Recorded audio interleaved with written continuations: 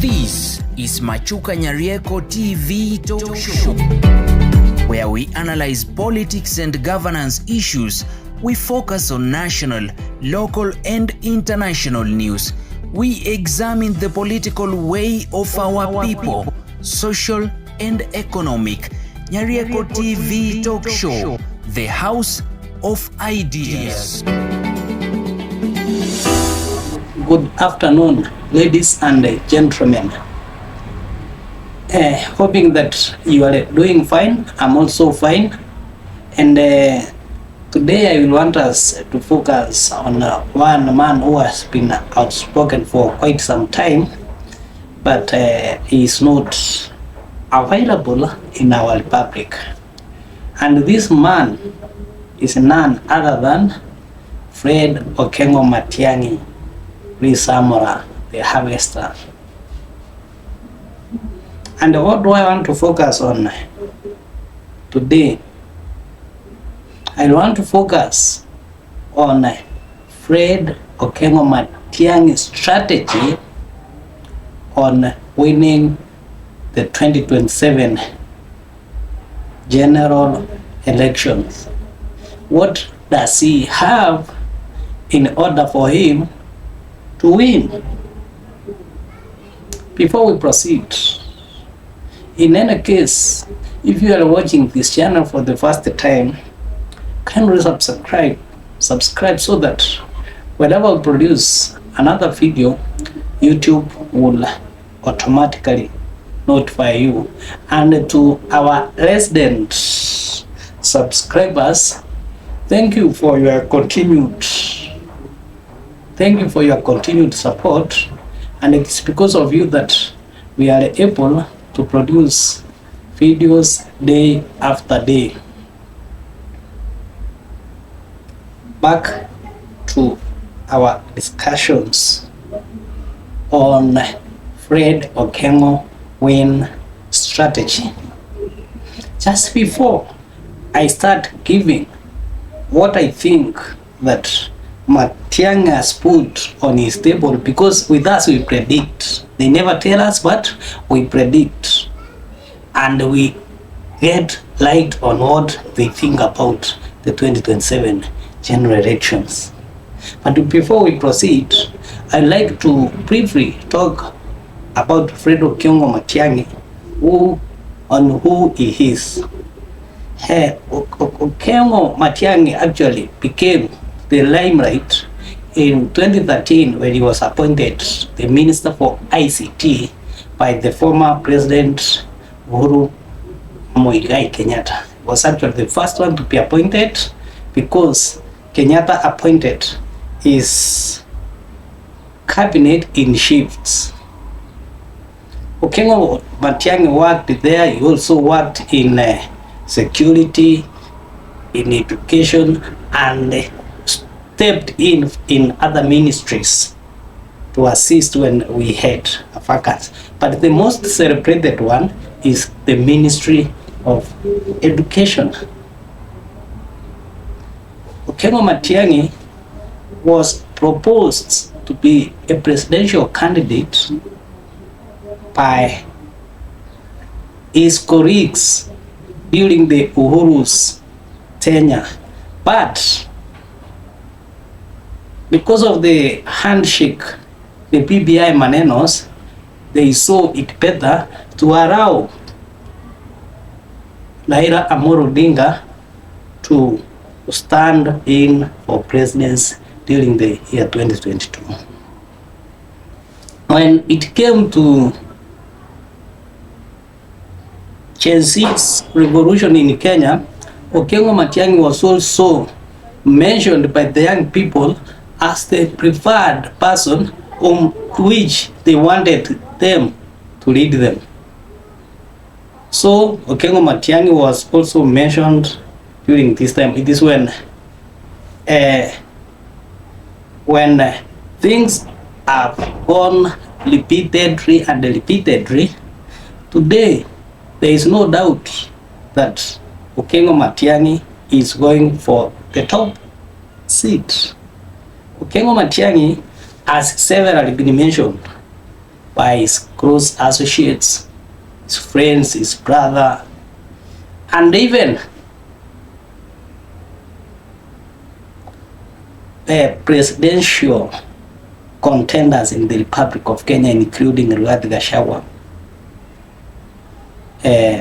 Kalonzo Musyoka, Kijana wa Marwa, among others.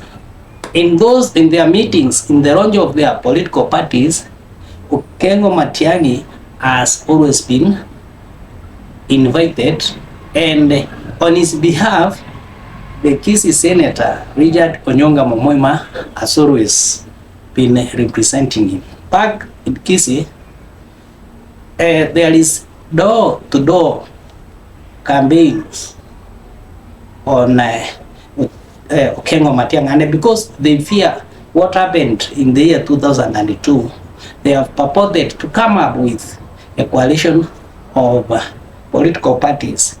That means when they have several parties, at least they will all vote for Okengo Matiang'i, and this work is being led by Manson Nyamweya, former MP for South Mugrango. But what are the winning strategies? What can Okengo Matiang'i do in order to win? Because you can do everything else, but winning is totally something different. What can Okengo Matiang'i do in order to win the 2027 general election? One, he has to accept to be a satellite of the mountain. Why do I say so? All over the mountain, if you go there, where Gachagua is now the king, where Wamunyoro is the king, and if you ask Wamunyoro today, you will hear of that. People are saying, we want Fred Okengo Matiang'i.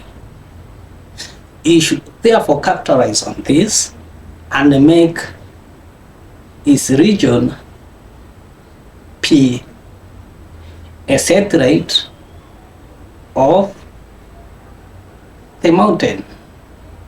And that I've said it before, long time, even before there were these indications, because I said they don't tell us, but we calculate, we do the mathematics and know what is going to happen.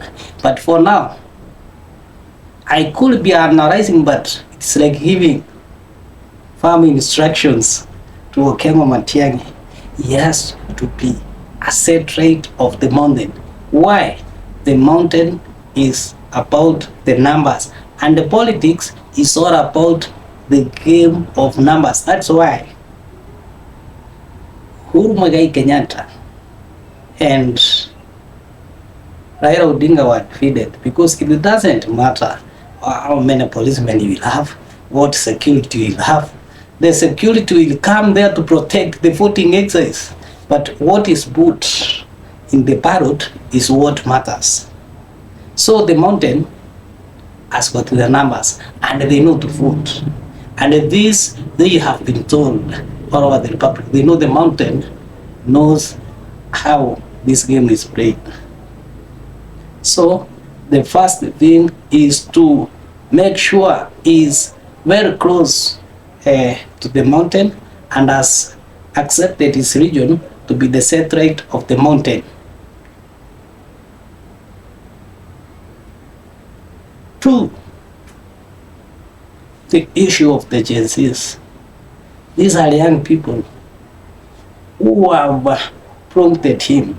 They are young people who want Matiang'i to be their president, and probably because he was able to stand with a stroke of a cane and ensure that there was integrity in the education sector.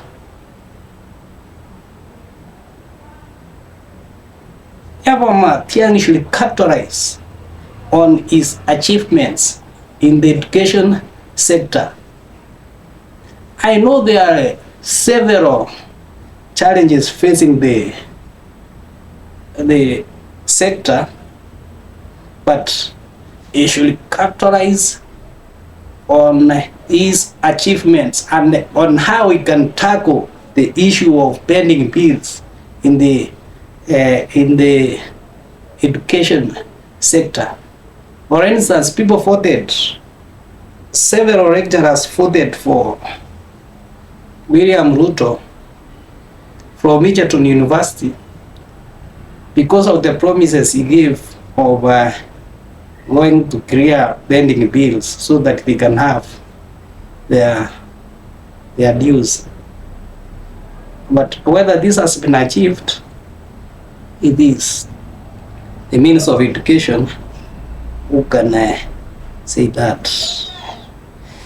And most importantly, the Honorable Okengo Matiangi should look on the demands of the young people. What the young people think that is hailing the Republic of Kenya. And there's no magic. What is hailing Kenya as a republic is corruption. He should spell out, should show how he is going to deal with the pandemic of corruption. Because without dealing with this, Kenya will always be looking for donors to assist it. Kenya will always be mistreating his or her employees.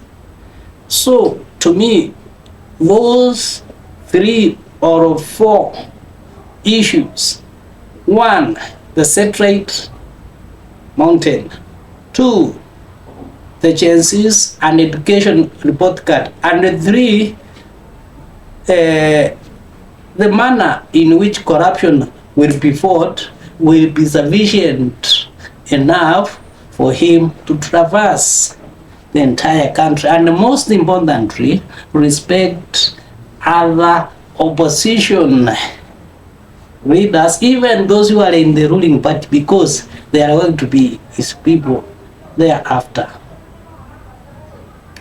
Machukanyarieko TV talk show, the house of ideas. Thank you, and kindly continue supporting our honorary station.